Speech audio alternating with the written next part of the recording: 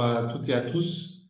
Donc, je m'appelle Gilles Vignon, je suis le coordinateur de la CAPLIM, qui est une cellule qui accompagne, qui vient en appui aux professionnels de santé libéraux et de premier recours sur Mayotte. Gilles Fulconis, je suis IDEC coordinateur au sein de la Croix-Rouge du pôle PADOM pour le SIAD, sous la responsabilité de Mireille, que vous connaissez. Voilà, je suis là depuis 3 mois seulement et voilà, j'ai découvert l'île, sa particularité et je me réjouis d'être parmi vous et de travailler parmi vous. Voilà. Bienvenue, merci beaucoup. Bonsoir tout le monde, Adja Daou, je suis la chargée de mission de la CAPLIM, la cellule d'appui aux professionnels de santé libéraux de Mayotte. Je suis donc la référente de proximité sur le terrain. Alors moi, je suis Foudoela, je suis assistante sociale à l'hôpital à domicile Mzadé. Moi, je suis Aurore de Vallée, je suis infirmière de liaison sur Mzadé, l'hôpital à domicile. Moi, c'est Christelle, je suis infirmière, coordinatrice à l'HADM d'AD aussi. D'accord. Moi, c'est Fatima Mikel, infirmière à domicile remplaçante. Encore une fois, merci beaucoup de votre présence. Donc, introduire un petit peu ces réunions que vous connaissez peut-être pour certains, c'est la première fois. Et puis après, je donnerai la parole à la HAD pour qu'elle se présente. Et puis à la fin, il y aura un temps d'échange à la présentation, un temps d'échange entre nous sur les réactions qui auraient été suscitées par la présentation et puis par la HAD. Donc, comme je le disais, la CAPLIM est un dispositif qui existe depuis 2 ans, également à peu près comme la HAD, on a la même ancienneté, et qui travaille à favoriser, d'une part, le partage d'informations entre les professionnels de santé de premier recours, donc d'où ce type d'action comme les visios du jeudi qu'on organise près une fois par mois, pour mieux cerner un peu l'offre de soins, partager un peu la connaissance de dispositifs qui peuvent être des recours dans les parcours de santé pour les professionnels de premier recours.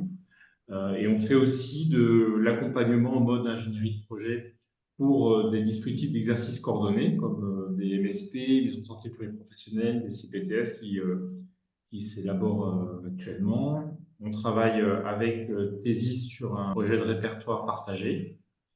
Et puis aussi, on est pour les professionnels individuels qui souhaiteraient soit s'installer, soit qui ont des difficultés, être une porte d'entrée pour pouvoir essayer de faire valoir leur situation. Donc voilà en quelques mots. Je laisse du coup la parole. Alors oui, je laisse la parole à Aurore qui va nous présenter la présentation. Comme on disait, c'est une structure qui est récente, que Mzadé, ça a ouvert en avril 2022 sur un appel d'offres de l'ARS. Il y a donc 2 HAD sur le territoire aujourd'hui. Et donc, Mzadé, on prend en charge des patients qui ont une affiliation à la sécurité sociale, qui ont des droits, puisqu'on a un financement sur la T2A. Et les missions sont notées dans la circulaire officielle des missions des HAD sur le territoire national. C'est de réduire la durée de séjour en établissement conventionnel et d'éviter ou de retarder l'hospitalisation en établissement conventionnel. Et donc aujourd'hui à Mayotte, on couvre donc tout le département, Petite Terre et Grande Terre. ZAD, donc c'est une équipe pluridisciplinaire. Pour la prise en charge des patients, on est on est un hôpital, donc on est un établissement de santé, on a la même organisation, c'est-à-dire qu'on a une direction, les fonctions support d'un établissement de santé, donc assistant de direction, logisticien et un responsable assurance qualité. C'est notre première certif de l'année prochaine. Ensuite, on a 2 médecins, 2 temps plein médecins. Des infirmiers dans le pôle de coordination, donc des infirmiers qui sont aujourd'hui 5 pour couvrir tous les territoires, une secrétaire médicale et moi qui suis en liaison. Et on a pour finaliser le côté pluridisciplinaire de l'établissement un pôle psychosocial avec l'assistante de service social, Kouvaïla, et une psychologue. On a 5 secteurs géographiques où on s'est stratégiquement répartis comme ça au niveau de la coordination pour être plus réactif et qu'on n'ait pas des infirmiers qui soient dispersés partout. C'est regroupé par secteur géographique et pas par pathologie ou quoi que ce soit. Donc pour aborder le parcours du patient à Mzadé, donc il y a déjà un adressage en HAD, c'est-à-dire qu'il y a une demande d'un médecin sur une prescription médicale. On a des blocs de prescription type à remplir. La demande, elle peut être faite que par un médecin. Après, elle peut être très bien impulsée par une infirmière libérale, par un kiné libéral, ça nous arrive. Donc, c'est soit un médecin de ville, soit un médecin hospitalier, taille en dessous. Donc, les dispensaires, les consultations externes, n'importe quel service du CHM. Et puis, en ville, les médecins traitants ou les spécialistes. Les motifs d'inclusion pour adresser un patient en HAD, donc, ils sont bien définis. On peut pas faire ce qu'on veut comme on veut. Il n'y a pas de motif d'âge. Il n'y a pas de motif de logement. Par contre, il y a des motifs de prise en charge comme une nutrition, l'oxygène, soins palliatifs. On va pas les dérouler maintenant parce qu'il y en a presque une vingtaine. Mais voilà, c'est la règle pour admettre un patient en HAD, c'est qu'il réponde aux critères de prise en charge. Et pour nous, le critère supplémentaire, c'est qu'il soit effectivement avec une couverture sociale. Donc là, c'est Foodwayla qui, quand il y a des problèmes avant l'admission, fait un débrouillage de situation. Je sais pas si tu veux mettre un petit mot sur ton rôle avant la prise en charge du patient. Que du coup, lorsqu'on reçoit demande de prise en charge, pour les différentes raisons qui sont citées sur le tableau, et que les IDECO mènent une première intervention, enfin font une première évaluation, j'interviens pour, dans un premier temps, vérifier les critères d'admission en termes social, donc à savoir est-ce que le patient est en situation régulière ou non, peu importe le titre qu'il a, même si c'est un récépissé, on peut prendre. Et on va également accompagner le patient pour qu'il y ait un renouvellement si en termes de santé, c'est nécessaire. On va faire une première évaluation qui va consister à déjà voir cette éligibilité-là, avoir les conditions de retour à domicile qui sont très importants. Si le patient n'a pas de logement ou s'il n'est pas entouré, l'HAD ne peut pas prendre de risque de prendre en charge ce patient tout en sachant qu'il n'y a pas de sécurité au domicile. Et ensuite, on aura l'admission et il y aura également une prise en charge en cours d'admission qui va se faire. Est-ce que je continue jusqu'à la sortie ou est-ce qu'on prend une petite parenthèse pour... Pour faire une parenthèse. On peut parler du coup de l'évaluation et de comment ça se passe pour les infirmiers coordinateurs. Une fois que de ton côté, tu as dit que c'était bon pour les droits sociaux et qu'on pouvait aller un peu plus dans le détail de l'évaluation. Il y a une rencontre ou un échange avec le médecin adresseur pour prendre connaissance des besoins en soins du patient, de ses antécédents, de son dossier médical. Et il y a aussi une évaluation donc, du domicile. Donc le domicile, ça va être l'accessibilité en termes de sécurité et de qualité des soins. Donc l'accès pour les partenaires qui feront les soins pendant la prise en charge. Est-ce qu'il y a de l'eau? Est-ce qu'il y a de l'électricité? Est-ce qu'on peut accéder au quartier? Essayer d'anticiper si on est en saison des pluies, si le chemin il nous paraît accessible que dans un mois c'est la saison des pluies et qu'on sait que le patient on va le prendre en charge 3 mois, peut-être qu'il faut voir avec la famille s'il peut pas être hébergé ailleurs. Donc il y a toute cette évaluation des besoins et mise en place au regard de ça des ressources pour une bonne prise en charge. Oui. Et donc les ressources, ça va être pratico-pratique du matériel, mais des ressources en termes de compétences, donc de soins. Donc on fonctionne 100% avec les libéraux. On n'a pas de salariés qui font les soins aux patients. Donc c'est les infirmiers, les kinés. On est en partenariat avec le SIAD aussi. Ce sont les pharmacies de ville qui délivrent les médicaments. On a pour ce qui est la partie hygiène et mobilisation, on a les auxiliaires de vie aussi qui viennent au domicile, ergothérapeutes, voilà, on a un beau florilège de partenaires sur le territoire pendant la prise en charge. Ensuite, l'équipe de coordination, elle vient en support pour coordonner la prise en charge hospitalière du patient à son domicile. Donc, s'assurer que les ressources, elles sont toujours en cohérence avec le besoin, que le patient, s'il a des rendez-vous, il y va, voilà, vérifier les résultats de bilan sang, savoir s'il y a besoin de réajuster. S'il y a besoin de réajuster, alerter la pharmacie, alerter l'infirmier libéral pour mettre en œuvre la modification de traitement. Et la coordination infirmière et médicale, c'est 7 jours sur 7 et 24 heures sur 24. Sachant qu'à Mayotte, il n'y a pas de déplacement la nuit possible. Du coup, c'est uniquement par téléphone. C'est un soutien téléphonique la nuit. Il n'y a pas de déplacement la nuit, mais les week-ends et jours fériés en journée, on peut, s'il y a besoin d'avoir des déplacements, on peut les assurer.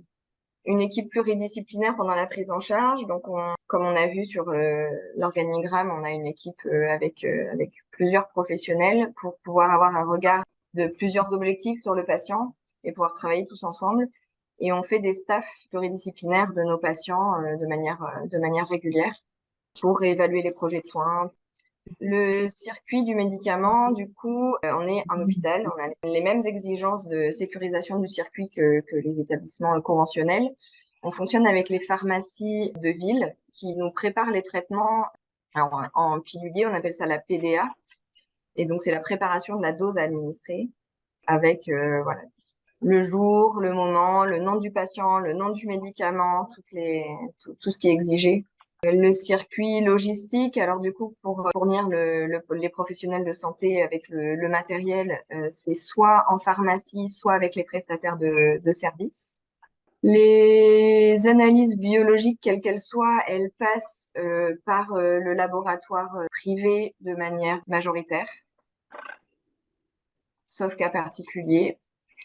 Et pour assurer tout ça, on a un dossier patient informatisé qui est accessible sur l'ordinateur et qui est accessible aussi sous forme d'application.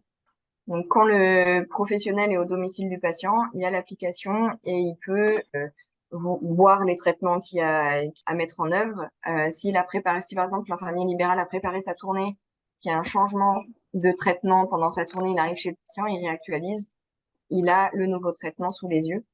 Il y a possibilité de faire des transmissions ciblées, il y a les observations médicales. Enfin, c'est un dossier patient informatisé classique, comme on les connaît dans le domaine hospitalier.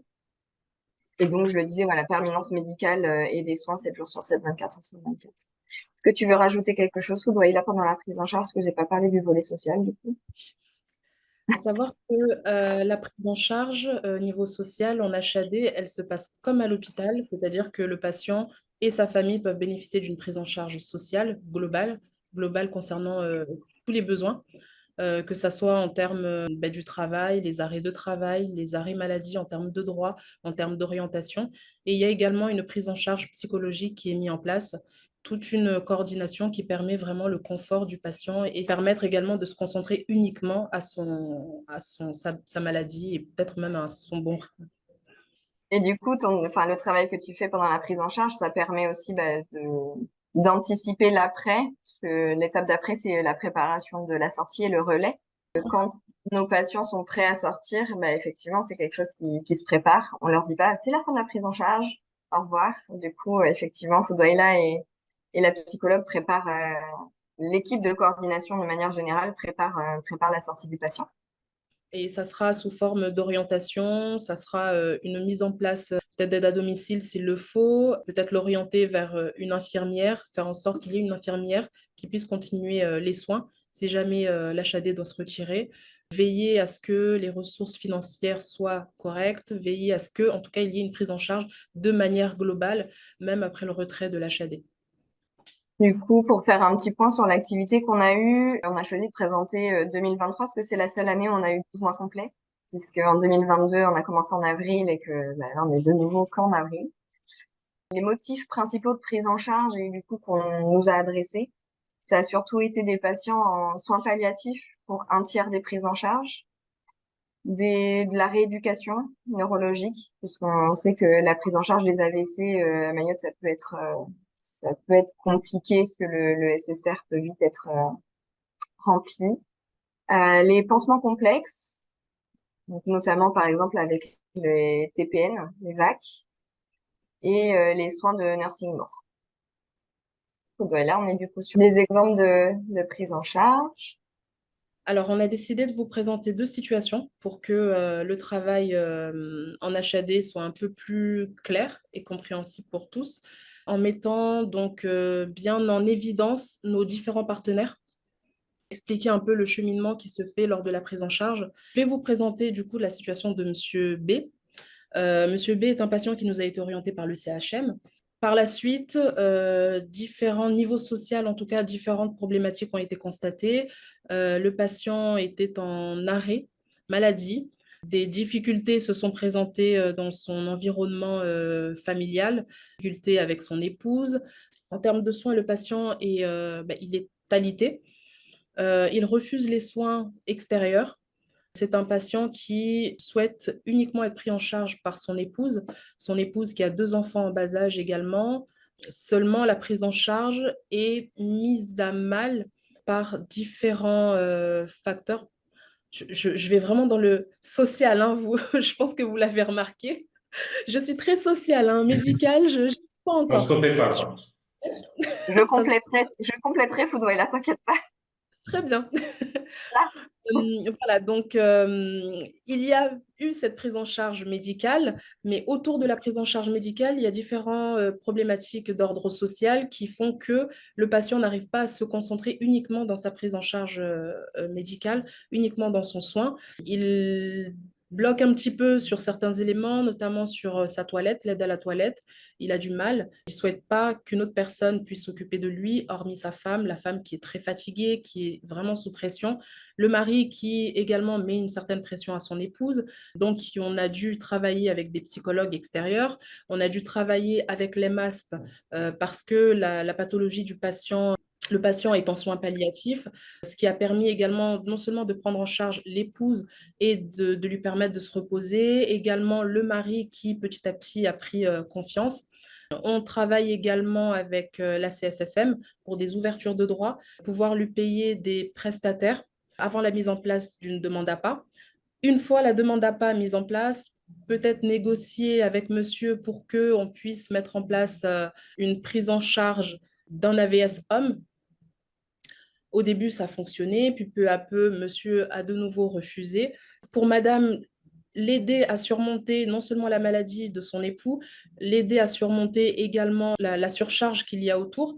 On l'a orienté vers un psychologue qui lui a fait du bien, même si on a remarqué, même si on a constaté que c'est pas suffisant, qu'il y a encore un travail à faire. Mais le travail avec les MASP, avec la CSSM et avec le psychologue, ça a permis vraiment de réduire, de soulager en tout cas le quotidien de cette famille-là et de se concentrer pleinement à sa santé.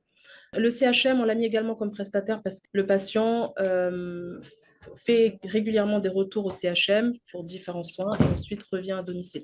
À chaque fois que le patient va savoir qu'il retourne au CHM, nous, on le sort automatiquement et puis on va le récupérer à la demande du CHM lorsque le soin est terminé.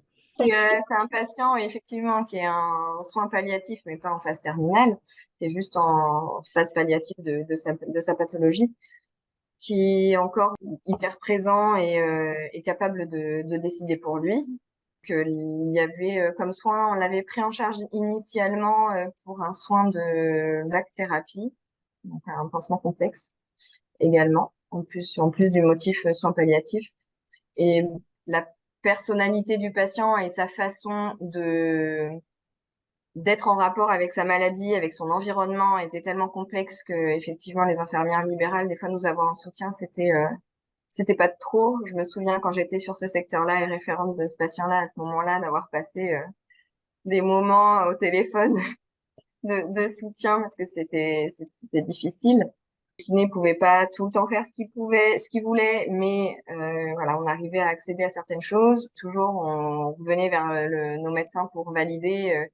Mais ouais, ok, là on réduit un peu la voilure en ce moment parce que c'est compliqué pour lui de l'accepter, mais il va falloir à un moment donné retourner sur une prise en charge enfin sur son projet de soins, quoi, le réévaluer les choses. Donc non, c'est une prise en charge une des plus pluridisciplinaires qu'on ait. On peut passer au second patient. Second patient, il nous avait été adressé par son médecin traitant à la demande de son infirmière libérale. C'est un monsieur qui était depuis plusieurs années chez sa fille, une démence, il se dégradait, il se gravatisait, elle s'en est occupée pendant de nombreuses années. Et là, ça commençait à devenir très difficile parce qu'il se dégradait énormément.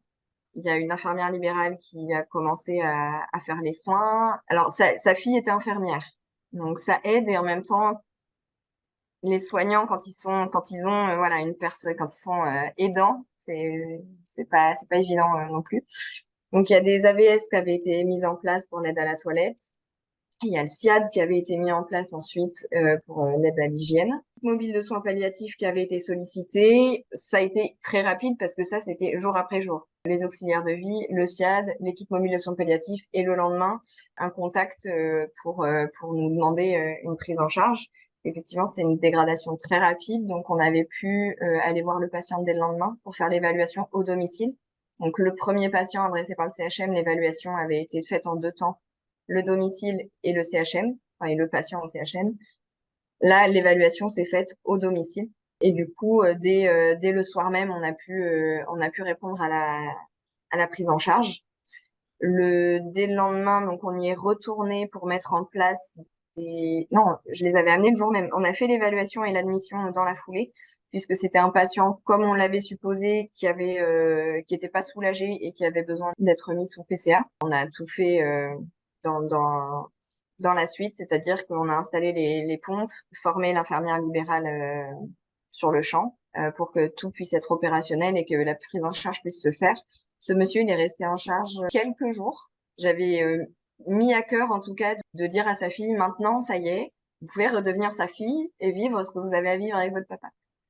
Donc voilà, donc nous on s'occupait du patient plus tôt et l'équipe mobile de soins palliatifs avait pris le parti plutôt de s'occuper de faire le soutien des enfants parce que c'était un contexte particulier, difficile. Et donc on était assez satisfaits à la fin de cette prise en charge et surtout la famille parce que c'est surtout eux qui doivent apprécier la prise en charge et voilà, ça s'est plutôt terminé de manière apaisée pour le patient et pour sa famille. Un autre exemple de prise en charge qu'on peut faire en HAD. Merci beaucoup. N'hésitez pas à prendre la parole pour réagir sur cette présentation, sur les cas des parcours que vous avez cités, mais peut-être sur d'autres cas de prise en charge que vous avez peut-être vécu en tant que professionnel de santé libérale ou en tant que SIAD. Vous avez effectivement expliqué que quand il y a une aval, donc il y a un processus qui se met en place pour essayer d'accompagner la transition vers l'autre, soit vers l'infirmier libéral, soit vers le SIAD, soit vers d'autres dispositifs.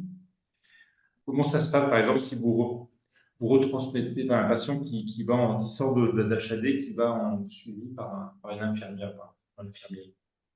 Comment ça se passe concrètement? Je peux répondre pour la partie soins, si tu veux. Oui. Voilà.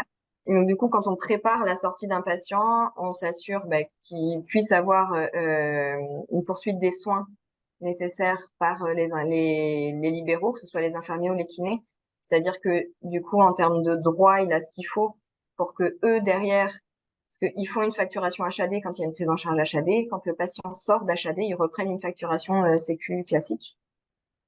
Et si on leur laisse, si on fait sortir un patient et qu'on leur laisse et qu'on lui dit au fait demain il n'a plus de droit, il n'y a pas de poursuite de soins possible. Donc on s'assure de ça. Aussi pour la pharmacie, parce que s'il a plus de droit, il pourra plus avoir ses traitements.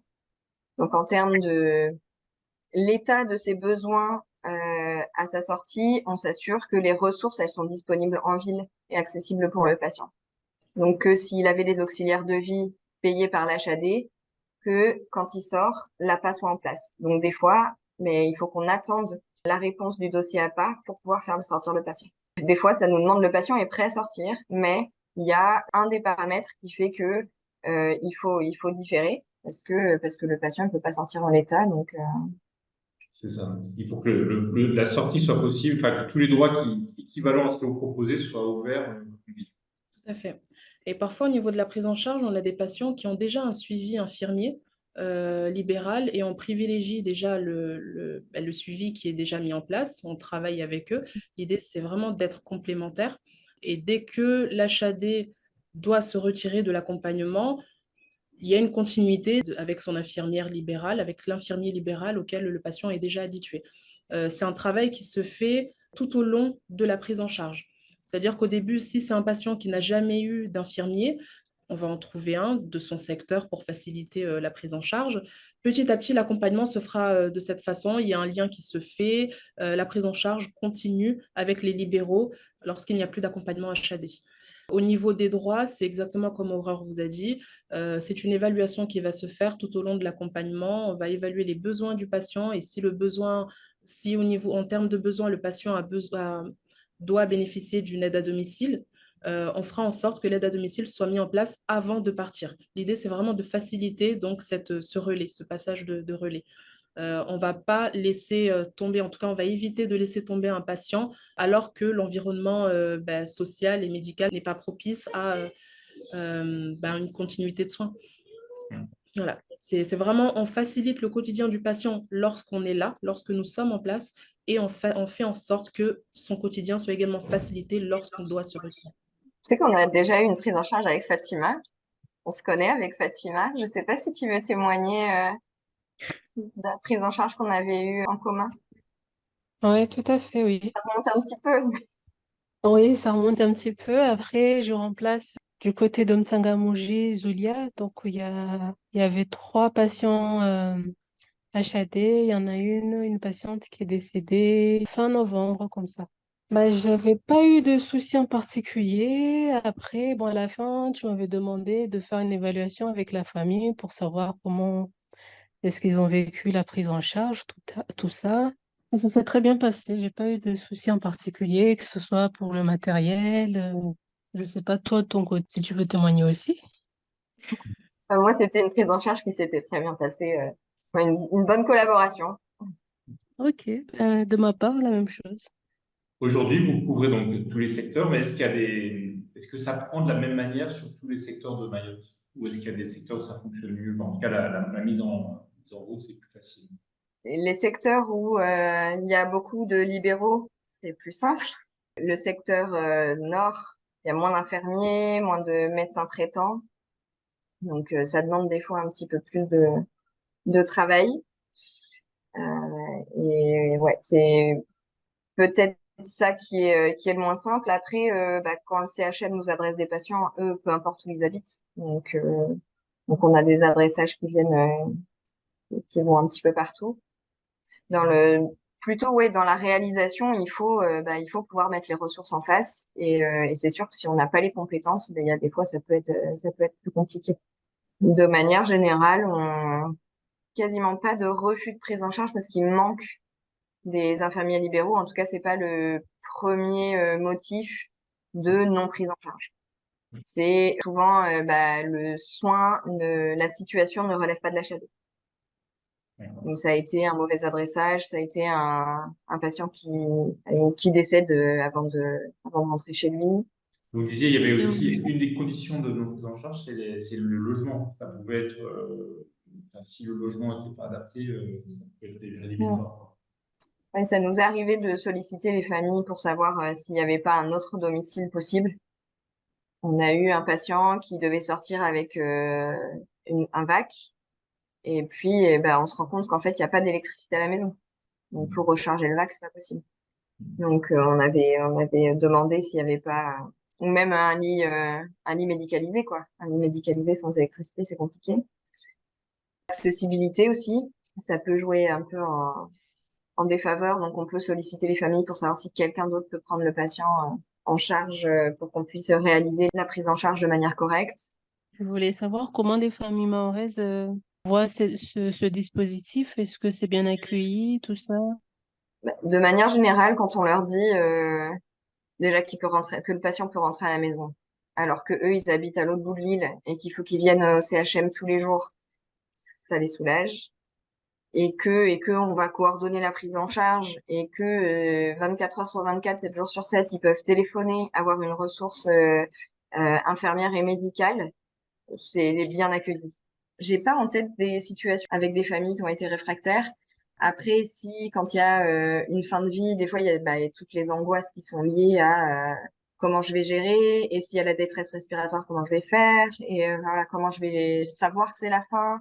Et donc tout ça, c'est notre rôle d'accompagner, de préparer le terrain pendant l'évaluation, d'essayer de les rassurer, de les encadrer et en leur disant que en plus, voilà, les professionnels qui viennent à la maison, ils pourront les accompagner. Enfin, c'est une des situations. C'est à Iloni, c'était ça aussi. Hein, c'était la fin de vie de la patiente. Ça peut être un peu anxiogène de se dire qu'on a le patient à la maison. Après, souvent, le poids de se dire il rentre à la maison, parmi les siens, ça fait souvent le poids. À savoir que les retours qu'on a très souvent, ou en tout cas les discours que j'entends, c'est les familles très souvent, lorsque le patient est malade, lorsque c'est grave, en tout cas quand ils ont la notion de la gravité, ils préfèrent avoir le malade chez eux pour qu'il meure chez eux. Là, on n'est pas encore dans la mort, mais en tout cas dans l'idée, quand on sait que la maladie est très très grave, le fait d'être entouré des siens, le trajet qui parfois est très lourd pour les patients. Souvent, on a des familles qui sont en situation irrégulière et le fait d'avoir le malade à la maison, ça apporte une sécurité également pour eux. Et l'équipe d'HAD est là vraiment pour pouvoir faire en sorte que de rassurer la famille, d'apporter tout le soin, mais vraiment à domicile. Le même soin qui peut être donné à l'hôpital, apporté à domicile. Dans l'ensemble, ça se passe bien, ça se passe vraiment très bien. Ils sont très rassurés de savoir que l'équipe est au complet et à leur service. Ils peuvent appeler vraiment à n'importe quel moment et ça, c'est ce qui rassure le plus. Puis il y a un lien qui se crée, ils ne voient pas, il n'y a pas énormément de monde qui passe, c'est pas plusieurs infirmiers, différents infirmiers qui passent tous les jours, mais c'est vraiment très souvent les mêmes infirmiers et il y a un lien qui se crée et ça apporte également une forme de sécurité et voilà, la prise en charge Et se des passe. professionnels qui connaissaient déjà en plus avant d'aller à l'hôpital. Est-ce qu'il y a d'autres questions, d'autres témoignages? Moi, je trouve que la mise en place en fait du logiciel est vraiment très pratique en fait parce que effectivement, dès qu'il y a un changement, on est prévenu. Ça nous permet d'avoir une vision globale en fait de ce qu'on doit faire au niveau du domicile du patient. C'est agréable, je trouve, de travailler avec ce logiciel, contrairement par exemple au CHM, quoi. Donc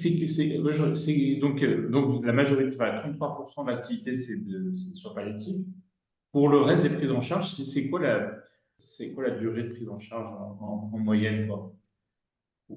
Par exemple, sur dans des plaies complexes, ce genre de choses, vous les prenez en charge des patients pendant combien de temps en moyenne? On peut faire une moyenne aujourd'hui, elle est pas faite. Ouais. J'ai Ah, pensé à d'accord, ok. externe. On a des séjours très courts parce qu'on a des patients qui sont sur le fil quand ils rentrent à la maison en soins palliatifs. Et puis on a des patients comme la situation de Monsieur B là qu'on a exposé tout à l'heure, où ça va être une prise en charge longue de Oui, plusieurs mois. Pas à la donnée aujourd'hui. c'est ça.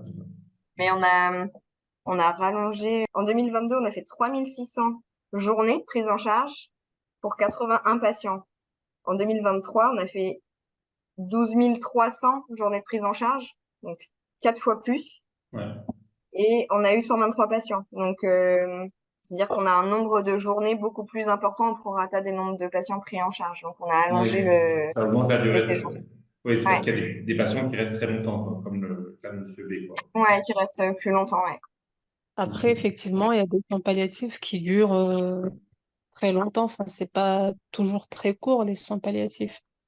Ça peut durer un an, enfin plus quoi. Ah Enfin, oui. c'est pas. Mm. Alors, est-ce qu'on peut aussi, je reviens un peu, profiter de la présence du représentant du SIAP pour voir un peu, pour bien comprendre, parce que même pour moi, c'est pas forcément très clair, l'articulation entre, quand le SIAP prend l'aval de l'HAD, enfin, tout à l'heure, on vous a expliqué effectivement très clairement comment ça se passait pour ouvrir tous les droits, quoi, en ville. Et dans le cadre d'un passage entre l'HAD et le SIAD, comment ça fonctionne, quoi, et comment vous articulez? Tout d'abord, c'est un très grand plaisir de travailler avec le HAD pour le bénéfice de nos patients. Quand le HAD, on a vu la structure, la qualité et l'ensemble des intervenants qui mettaient en place dans le cadre de la prise en charge, en fait, c'est très facilitateur par rapport à la prise de relais par le SIAD parce que l'implantation est bien structurée, la prise en charge est bien cadrée, l'évaluation du patient est déjà faite. Souvent, il m'aide, ça m'évite de faire une visite à domicile et il m'envoie rapidement tous les documents nécessaires pour les incrémenter dans mes logiciels pour les diffuser à nos collaborateurs. Donc, ils sont très facilitateurs au niveau du relais, quoi. C'est un plaisir de prendre le relais du HAD. Il n'y a pas de problème. Moi, j'en prends tous les jours s'ils veulent. C'est, voilà. Non, non, c'est vraiment, voilà. La présentation était très bien faite, mais il faudrait un peu que je m'immerge un peu dans leur logiciel, dans dans les transmissions, dans les relais, afin qu'on puisse avoir une lisibilité bilatérale de nos interventions et qu'on puisse leur remonter des informations fiables en temps réel quand ils en ont besoin, ce qui n'est pas toujours le cas de notre part parce que on n'a pas les mêmes logiciels, on n'a pas les mêmes infrastructures, etc. Mais en termes de relais, c'est vraiment facilitateur. Ils ont tout organisé, tout planifié. J'ai l'impression de prendre en charge des patients qui ont vraiment bénéficié de tout leur savoir-faire. Et c'est vraiment un plaisir de travailler avec eux, et surtout pour le bénéfice des personnes que l'on prend en charge, quoi. C'est pas de la flagornerie, c'est tout simplement la réalité du terrain, quoi. Le SIAD actuellement, il couvre toute l'île comme le HAD. Et ouais, c'est vrai qu'on a plus de difficultés dans le nord, moins de médecins, moins d'infirmiers. Est-ce qu'on a vraiment moins de malades dans le nord? Ça, je suis pas sûr de cela. Et quand on doit s'immerger dans le sud pour prendre le relais, ben voilà, on a, grâce à eux, grâce à leur activité, grâce à leur file active, on a pu développer une troisième tournée dans le sud pour pouvoir répondre à la demande des bénéficiaires et pour pouvoir adapter une qualité de travail qui permette une bonne prise en charge. Voilà. Mais c'est tout simplement très, très facile de travailler avec le HAD et réellement un plaisir. Ok, merci. Vous disiez effectivement que dans les prescripteurs, ça peut être le CHM ou ça peut être notamment des médecins libéraux. Et je voulais savoir si les médecins libéraux s'y étaient mis. Je sais que dans d'autres territoires, c'est un enjeu en fait de développer les prescriptions. Enfin, c'est une volonté de rechercher les prescriptions par les médecins libéraux.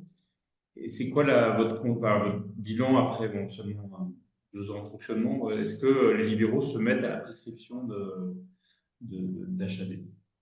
Alors, ils s'y mettent. Le principal adresseur aujourd'hui, ça reste le CHM, hein. D'accord. Si on prend les 12 mois de 2023, on a 13% de demandes adressées par les médecins traitants. De plus en plus, et aussi impulsé par les infirmiers libéraux sur des patients qui peuvent plus aller chez le médecin traitant. Donc, le médecin traitant, il est perd de vue. Patient grabataire, du coup, c'est l'infirmier libéral qui va dire là, je suis en difficulté, sonnette d'alarme, est-ce qu'on peut pas faire une demande à l'HAD? Je pense que c'est au moins 50% des demandes de médecins, elles sont quand même pas mal impulsées par les libéraux ou les kinés. Ouais, ça va être mon travail cette année d'aller les rencontrer pour se mettre à leur service entre guillemets, leur dire voilà, on est là, on vous le rappelle parce que ça peut vous décharger aussi de certains patients qui peuvent être complexes dans la prise en charge, et puis de leur réexpliquer comment on fonctionne. Pour des fois on a des demandes de prise en charge, c'est pas de l'HAD, donc ils perdent du temps à remplir correctement une demande. Nous on l'instruit et en fait ça rentre pas dans les cases, alors qu'il y a peut-être 2, 3 autres patients qu'ils n'ont pas identifiés qu'on pourrait prendre en charge. Donc voilà, ça va être le fil rouge de l'année de voir comment on peut travailler un petit peu plus ensemble pour aller soutenir un peu ce qui se passe en ville, en médecine de ville à Mayotte. Ça, ouais, Parce donc, que là, avec le CHM, on a un bon partenariat, c'est déjà pas mal tissé. d'accord. Ça peut se développer, mais là, il faut aller voir les partenaires de ville. Bon, Riziki? Oui, bonsoir.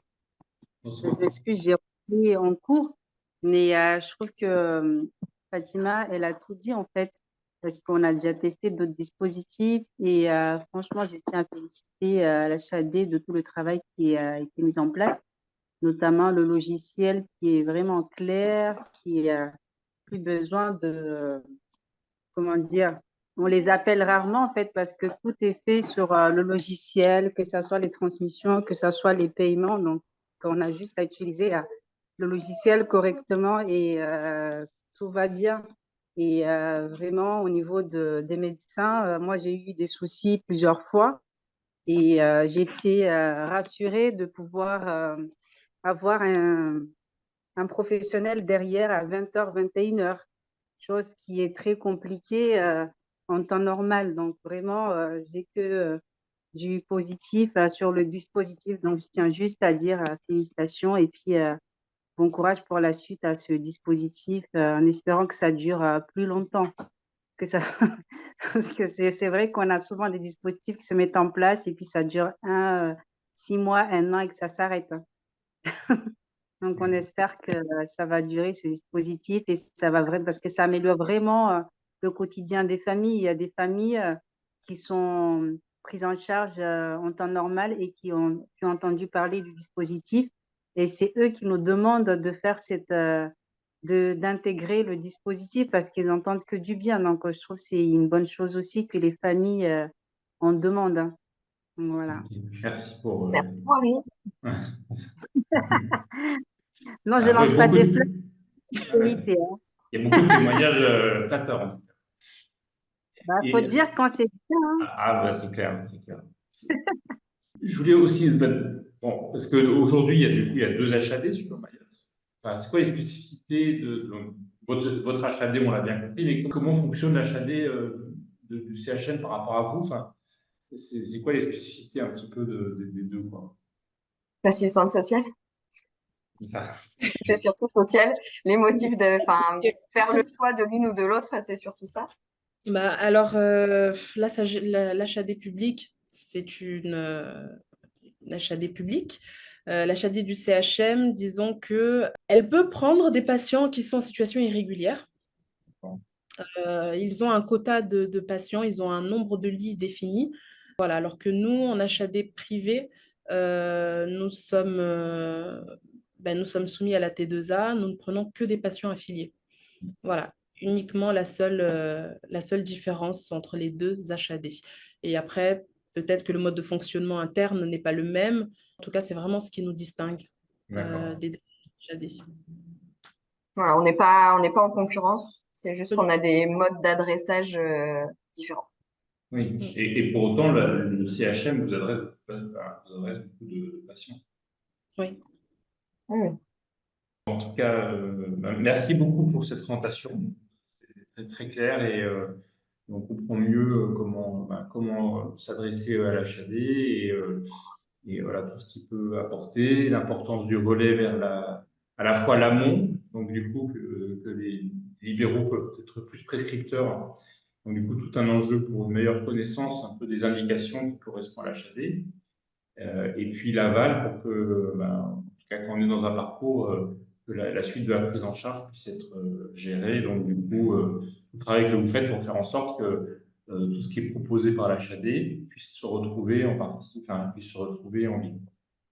Du coup, je vous remercie beaucoup pour votre présence ce soir. Et puis, donc l'enregistrement, je le diffuserai on le diffusera sur YouTube. Et du coup, vous pouvez le proposer à vos collègues ou à vos collègues libéraux ou autres s'ils veulent la revisionner. Merci beaucoup et bonne soirée à tous. Merci à vous. Merci. Bonne soirée. Bonne soirée. À bientôt.